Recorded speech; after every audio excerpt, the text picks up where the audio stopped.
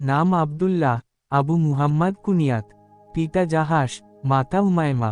বিভিন্ন দিক দিয়ে রাসূলুল্লাহর সাথে তার আত্মীয়তার সম্পর্ক। মা উমায়মা বিনতু আব্দুল মুত্তালিব রাসূলুল্লাহর ফুফু। বোন উম্মুল মিনিন হজরত জয়নাব বিনতু জাহাস রাসূলুল্লাহর স্ত্রী। তাই একাধারে তিনি রাসূলুল্লাহর ফুফাতো ভাই ও শ্যালক। তার জন্ম সন সম্পর্কে ইতিহাসে কোন তথ্য পাওয়া যায় না। তবে হিজরি ৩য় সনে উহুদের যুদ্ধে শাহাদাত বরণের সময় তার বয়স হয়েছিল ৪০ বছরের কিছু বেশি। এ তথ্যের উপর ভিত্তি করে বলা যায় রাসূলুল্লাহর নবুয়াত লাভের ২৪-২৫ বছর পূর্বে তিনি মক্কায় জন্মগ্রহণ করেন। জাহিলি যুগে তিনি হারব ইবন উমাইয়ার হালিফ মৈত্রী বন্ধনে আবদ্ধ ছিলেন। তবে কেউ কেউ বনু আব্দি শামসকে তার হালিফ বলে উল্লেখ করেছেন। মূলত দুটি বর্ণনার মধ্যে কোন বিরোধ নেই, কারণ হারব ইবন উমাইয়া ছিল বনু আব্দি শামসেরই একজন সদস্য।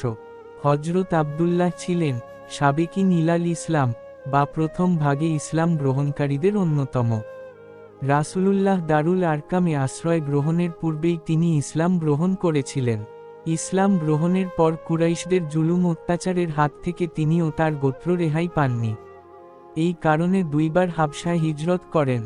শেষের হিজরাতে তার পরিবারের সকল সদস্য অর্থাৎ দুই ভাই আবু আহমদ ও উবাইদুল্লাহ, তিন বোন জয়নাব, উম্মু হাবিবা, হামনা এবং উবায়দুল্লাহর স্ত্রী উম্মু হাবিবা বিনতু আবি সুফিয়ান তার সঙ্গে ছিলেন। তার ভাই উবায়দুল্লাহ হাবশায় পৌঁছে ইসলাম ত্যাগ করে খ্রিস্ট ধর্ম গ্রহণ করে এবং মুরতাদহসলাম ত্যাগ করায় তার স্ত্রাডম্মু হাবাবা তার থেকে পৃথক হয়ে যান এবং পরবর্তীকালে রাসূল তাকে বিয়ে করে স্ত্রীর মর্যাদা কান করেন। আল ইসাবা ২-২৭২ হাবশায় কিছুকাল অবস্থানের পর হজরত আবদুল্লাহ পরিবারের অন্য সদস্যদের সঙ্গে নিয়ে মক্কায় ফিরে আসেন। মক্কায় ফিরে এসে দেখেন তার গোত্র বনু গানামের সকল সদস্য ইসলাম গ্রহণ করেছেন। রাসূলুল্লাহর অনুমতি নিয়ে তিনি তাদের সকলকে সঙ্গে করে মদিনায় হিজরাত করেন।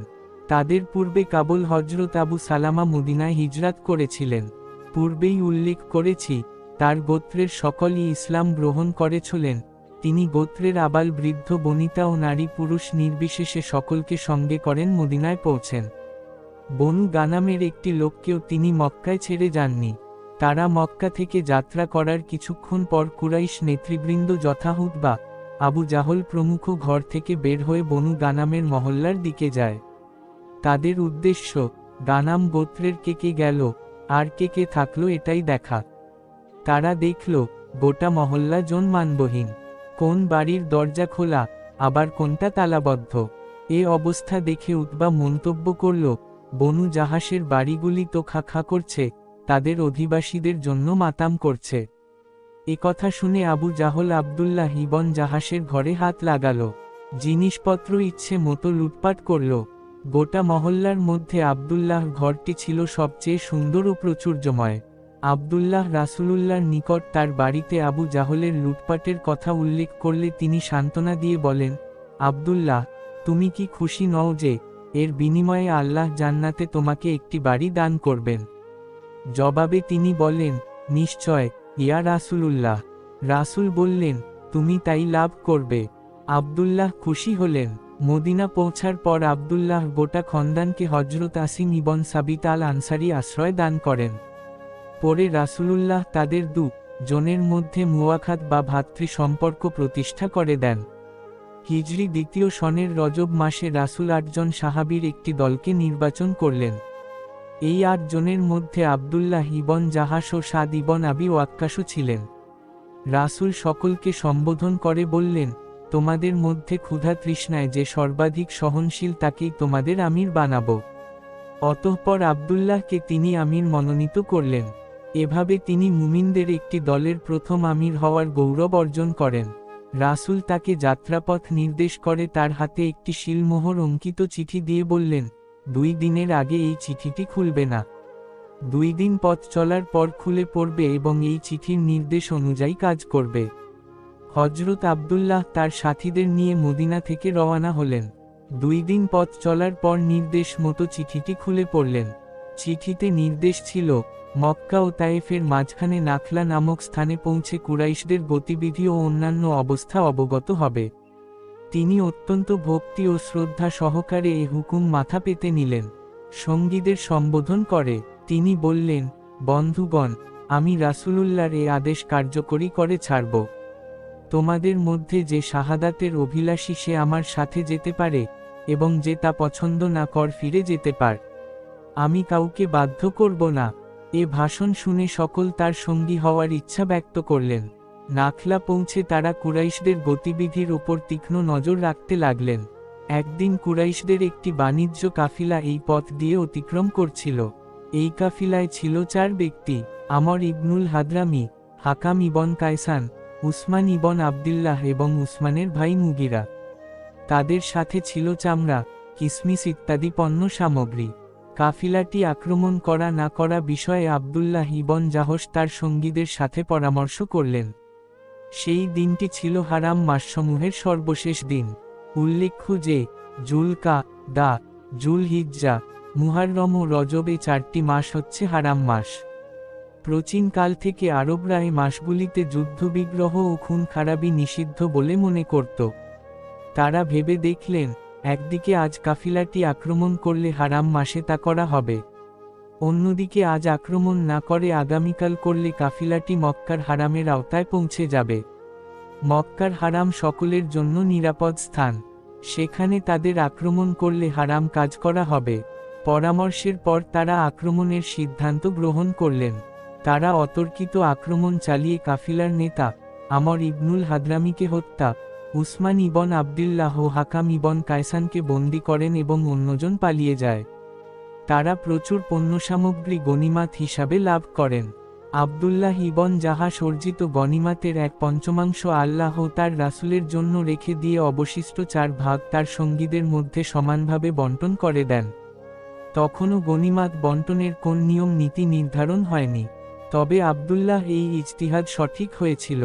পরে তার এই সিদ্ধান্তের সপক্ষে কুরআনে খুমুস 5/5 এর আয়াত নাজিল হয়। হযরত আবদুল্লাহ ইবন জাহাশ গনিমাতের 1/5 নিয়ে মদিনায় রাসূলুল্লাহর খিদমতে হাজির হলেন। রাসূল তা গ্রহণ করতে অস্বীকার করলেন। তিনি বললেন, আমি তো তোমাকে হারাম বা নিষিদ্ধ মাসে রক্তপাতের নির্দেশ দিইনি। আবদুল্লাহ এই দুঃসাহস ও বাড়াবাড়ির জন্য অন্য মুসলিমরাও তার নিন্দা করলেন। কুরাইশরাও এই ঘটনাকে খুব ফলাও করে প্রচার করতে লাগল। তারা বলে বেড়াতে লাগল, মুহাম্মাদের সাহাবীরা হারাম মাসগুলিকে হালাল বানিয়ে নিয়েছে। হত্যা ও রক্ত ঝরিয়ে তারা এই মাসগুলির অবমাননা করেছে। হযরত আবদুল্লাহ ও তার সাথীরা ভীষণ বিপদে পড়লেন। রাসূলুল্লাহর অবাধ্যতা হয়েছে এই ভয়ে তারা ভীত হয়ে পড়লেন। তারা অনুশোচনায় জর্জরিত হতে লাগলেন। অবশেষে আল্লাহ তাআলা তাদের কাজে সন্তুষ্টি প্রকাশ করে কুরআনের এই আয়াতটি নাজিল করলেন, হারাম নিষিদ্ধ মাস সম্পর্কে তারা আপনাকে জিজ্ঞেস করে যে, সে মাসে যুদ্ধ করা কি যায়? আপনি বলে দিন, এই মাসে যুদ্ধ করা বড় ধরনের অপরাধ, আর আল্লাহর রাস্তায় বাধা দেওয়া, তাকে অস্বীকার করা, মসজিদে হারাম কাবা থেকে বিরত রাখা এবং তার অধিবাসীদের সেখান থেকে বিতাড়িত করা আল্লাহর কাছে তার থেকেও বড় অপরাধ। আর ফিতনা বা বিপর্যয় সৃষ্টি করা হত্যা অপেক্ষাও খারাপ কাজ। আল বাকারাহ 217। কুরআনের এই আয়াত নাজিলের পর তারা স্বস্তির নিঃশ্বাস ফেললেন। মুসলমানরা দলে দলে তাদের অভিনন্দন জানালেন এবং তাদেরকে বুকে জড়িয়ে ধরলেন। রাসূল তাদের প্রতি সন্তুষ্ট হলেন, তাদের নিকট থেকে গনিমাতের অংশ গ্রহণ করলেন এবং মুক্তিপণ গ্রহণ করে বন্দী 2 জনকে মুক্তি দিলেন। প্রকৃতপক্ষে আবদুল্লাহ ইবন জাহাশ ও তার সঙ্গীদের এই ঘটনাটি ছিল মুসলমানদের জীবনে এক গুরুত্বপূর্ণ ঘটনা।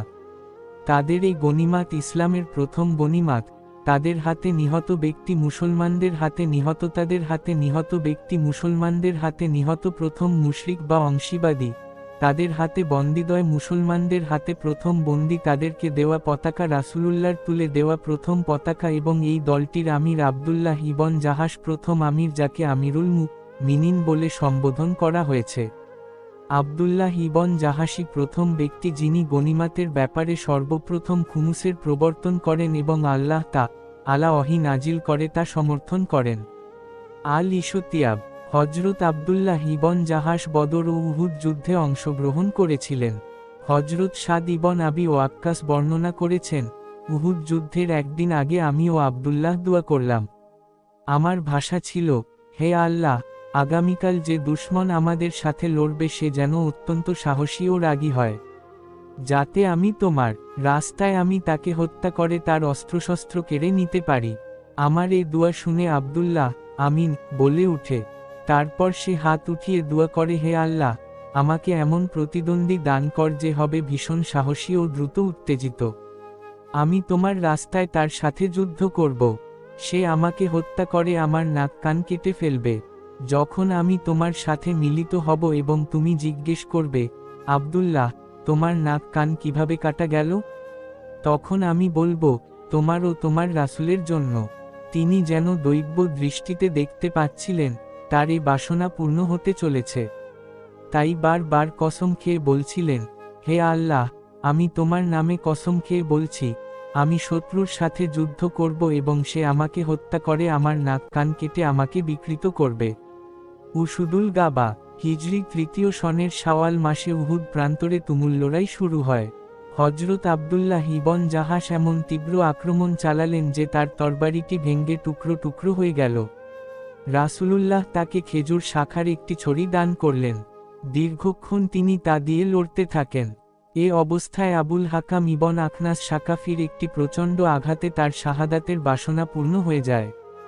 মুশরিকরা তার দেহের বিকৃতি সাধন করে, নাক কান কেটে সুতায় মালা গাঁথে। হজরত সাদ এ দৃশ্য দেখে বলে ওঠেন, আল্লাহর কসম, আব্দুল্লাহ দুয়া আমার দুয়া অপেক্ষা উত্তম ছিল। ৪০ বছরের কিছু বেশি সময় তিনি জীবিন লাভ করেছিলেন। তার মামা সাইয়্যিদুশ শুহাদা হজরত হামজার সাথে একই কবরে তাকে দাফন করা হয়।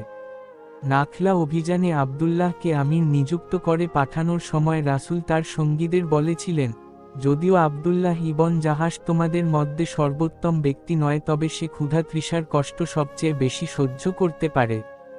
আল্লাহ এবং তার রাসূলের ভালোবাসা তাকে দুনিয়ার সব কিছু থেকে উদাসীন করে তোলে। প্রিয় জীবনটি আল্লাহর রাস্তায় বিলিয়ে দেওয়াই ছিল তার একমাত্র বাসনা। তার সে বাসনা পূর্ণ হয়েছিল। আল মুজাদ্দা ফিল্লাহ, আল্লাহর রাস্তায় কানকাটা, এ সম্মানজনক উপাধি তিনি লাভ করেছিলেন। বদর যুদ্ধে বন্দীদের সম্পর্কে রাসূলুল্লাহ আবু বকর, উমার ও আব্দুল্লাহ ইবন জাহাশের সাথে পরামর্শ করেছিলেন।